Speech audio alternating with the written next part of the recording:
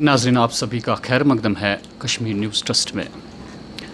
हाल ही में आपने देखा कि यहाँ पे स्कूल जो है वो बहुत मजबूर करते हैं अब पेरेंट्स को कि बच्चों की फ़ीस अदा की जाए।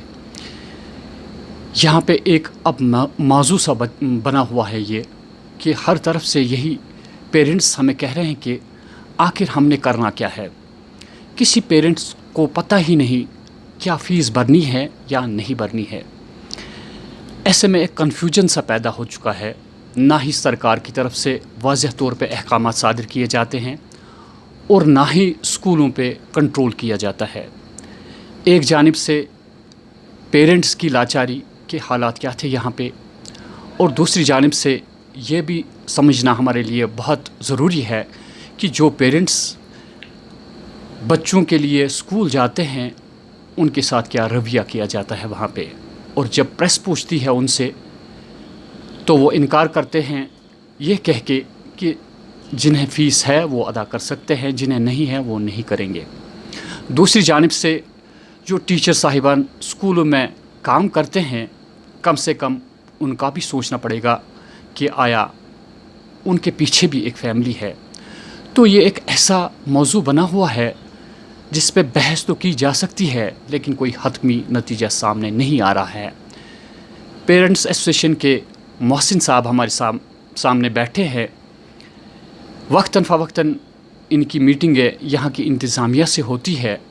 आज हम इनसे पूछते हैं कि आया आखिर पेरेंट्स जो परेशान हैं उन्हें क्या करना है और क्या कर रहे हैं।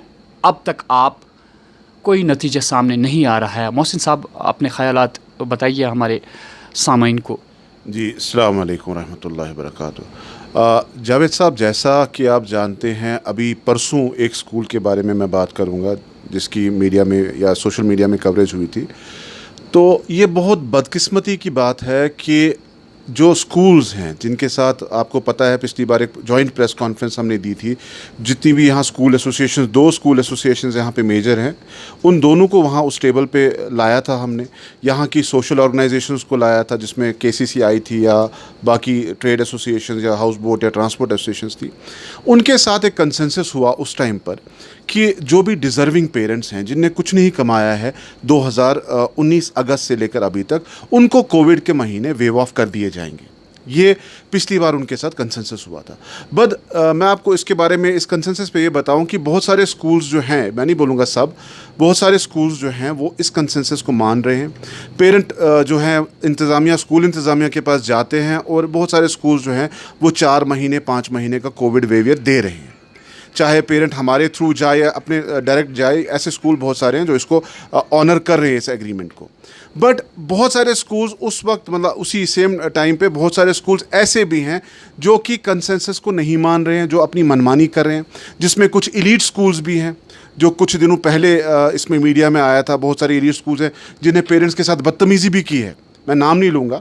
और जैसे कल आया था इधर राजबाग का एक स्कूल है, वो मीडियोकर स्कूल है, वहाँ पे भी इसी तरह की बदतमीज़ी हुई है पेरेंट्स के साथ। जावेद साहब, मैं ये सबसे पहले क्लियर करना चाहता हूँ, चाहे स्कूल कंसेंसस माने या ना माने, गवर्नमेंट का ऑर्डर, जिस ऑर्डर का वो हवाला देते हैं, ये सब पेरेंट्स को मैं बात पहुंचाना चाहता हूं कि जिस गवर्नमेंट ऑर्डर का स्कूल्स हवाला देते हैं उसको पहले आप समझ लें। देखिए, अगर कोई स्कूल नहीं भी मानता है कि भाई हम ये कंसेंसस नहीं मानेंगे जो पेरेंट एसोसिएशन और स्कूल एसोसिएशन का हुआ है, उन पेरेंट्स को मैं कह रहा हूं कि आप उनको ये हवाला दीजिए कि जो गवर्नमेंट ऑर्डर कहता है आप वही करिए, आप उससे अलावा कुछ मत करिए। आपके इस चैनल के माध्यम से मैं ये बताना चाहता हूं कि गवर्नमेंट ऑर्डर में क्या क्या लिखा है, बहुत इंपॉर्टेंट समझना।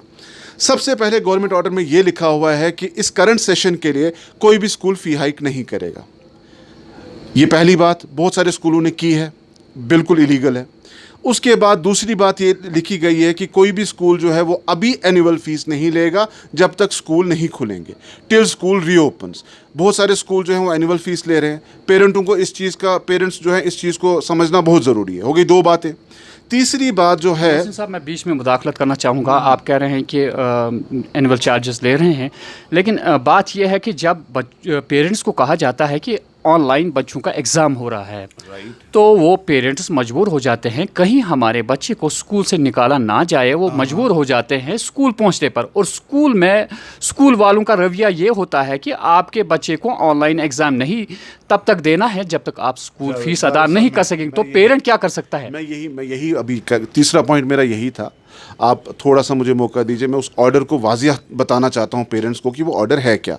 हमें और किसी चीज़ की ज़रूरत नहीं है, अगर हम उसी ऑर्डर को पकड़ लेना वो ऑर्डर काफ़ी है पेरेंट्स के लिए।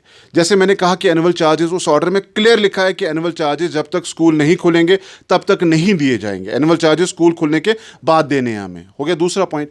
तीसरा पॉइंट जो पेरेंट्स के लिए सबसे ज़्यादा इंपॉर्टेंट है वो ये है, जावेद साहब उस ऑर्डर में बहुत ज़्यादा क्लियरली लिखा है कि जो पेरेंट्स फीस नहीं दे पाएंगे, स्कूल किसी भी हालत में उनके बच्चों की एजुकेशन नहीं रोकेगा। वहाँ पे बहुत साफ साफ लिखा है इस पॉइंट को। अगर ऑर्डर की कॉपी मैं आपको दे दूंगा इंशाल्लाह, अगर आप उसको भी पब्लिसाइज कर दें, तो उस ऑर्डर में बिल्कुल साफ साफ लिखा है कि कोई भी स्कूल, चाहे वो DPS श्रीनगर है या चाहे वो यहाँ का कोई मीडियोकर स्कूल है, कोई भी स्कूल पेरेंट्स की एजुकेशन को, बच्चे की एजुकेशन को फीस के इस पर नहीं रोक सकता है। ये बिल्कुल साफ, ये हो गया एक उस ऑर्डर में। और दूसरा, क्योंकि आज हम यूनियन टेरिटरी हैं, जितने भी सेंटर के लॉज हैं वो यहाँ पे अप्लाई होते हैं। NCPCR, national commission for protection of child rights की गाइडलाइंस हैं, बहुत क्लियर गाइडलाइंस हैं कि बच्चे की एजुकेशन जो है वो किसी भी हालत में स्कूल नहीं रोकना चाहिए। ये सबका जानना बहुत ज़रूरी है। और अगर ऐसा स्कूल करता है तो वो एक कॉग्निजेबल ऑफेंस है, और उस स्कूल के जो चेयरमैन है या उसका प्रिंसिपल है उसके खिलाफ जावेद साहब FIR कट सकता है। इस कदर संगीन मामला है। तो जैसा कि आपने बोला कि ये बदकिस्मती है कि स्कूल्स, मतलब इतने पढ़े लिखे जो उनके वो चेयरमैन वगैरह हैं, वो इस बात को समझते नहीं हैं और पेरेंट्स को कॉन्फ्लिक्ट के लिए मजबूर कर रहे हैं। वो मतलब देखिए, अब जो स्कूल्स मान रहे हैं वो तो अल्हम्दुलिल्लाह मान रहे हैं, जो स्कूल्स नहीं मान रहे हैं, ये अभी मैंने रिसेंटली बहुत सारे स्कूल्स के चेयरमैन के साथ मेरी बात हुई, मैंने कहा देखिए अगर आप डिज़र्विंग पेरेंट्स की इनका ख्याल नहीं रखेंगे तो देखिए कल को कॉन्फ्लिक्ट होगा और हम एज पेरेंट एसोसिएशन मजबूर हो जाएंगे। मतलब अभी जो मुस्लिम स्कूल यहाँ पे राजबाग में मसला हुआ था, देखिए ये आज हुआ कल को बाकी स्कूल्स में होगा। ऐसा ना हो, इसलिए इसको स्कूल एडमिनिस्ट्रेशन को पेरेंट्स के साथ कोऑपरेट करना चाहिए। जो ऑर्डर्स हैं उनकी रियल इसमें इम्प्लीमेंटेशन होनी चाहिए। ट्रांसपोर्ट फीस कैटेगोरिकली बोला है गवर्नमेंट ने, अभी परसों मीटिंग थी वहाँ पे कैटेगोरिकली सामून साहब ने भी और डायरेक्टर साहब ने भी बोला ट्रांसपोर्ट फीस जो है वो नहीं भरनी है। ट्रांसपोर्ट फीस कुछ स्कूल्स जो हैं वो चार्ज कर रहे हैं, हालांकि हमारी इंटरवेंशन बहुत स्कूल्स में हुई और अल्हम्दुलिल्लाह उन्हें वो ट्रांसपोर्ट फ़ीस जो है उसको उन्हें माफ़ कर दिया, वो नहीं चार्ज की। मतलब यहाँ पे जो कुछ मिशनरी स्कूल्स हैं उनने क्या काम किया था, उन्हें ट्यूशन फ़ीस के अलावा बाकी फ़ीसेस भी चार्ज कर रहे थे। तो अल्हम्दुलिल्लाह जब वहाँ पे इंटरवेंशन की तो वहाँ पे उन्हें ट्यूशन फ़ीस पे रेस्ट्रिक्ट कर दिया और पेरेंट्स को लगभग 30-40% का वैसे ही फ़ायदा। मोहसिन साहब, मुझे लगता है कि ये कहने की बातें हैं, अब इस पे यकीन करना बहुत नामुमकिन सा बन चुका है। जो हालात यहाँ पे पैदा हो चुके हैं, जो हम देखते हैं कि पेरेंट्स क्या हमारे साथ फ़ोन पे क्या कहते हैं, उनका क्या कहना है, ये हम ही लोग जानते हैं। बदकिस्मती की बात यह है कि अगर यहाँ की इंतज़ामिया ने वाज़ेह अहकामात सादिर किए हैं कि क्या कुछ ऑर्डर्स है यहाँ की सरकार की जानिब से, लेकिन वो किसी तक पहुँच नहीं पाते हैं। क्या यहाँ की इंतज़ामिया सामने क्यों नहीं आती है, मीडिया पे क्यों नहीं आती है, सोशल मीडिया पे क्यों नहीं आती है, या पेरेंट्स की एक मीट बुला के उन लोगों तक वाज़ेह बात क्यों नहीं की जाती है कि गवर्नमेंट के अहकामात क्या है।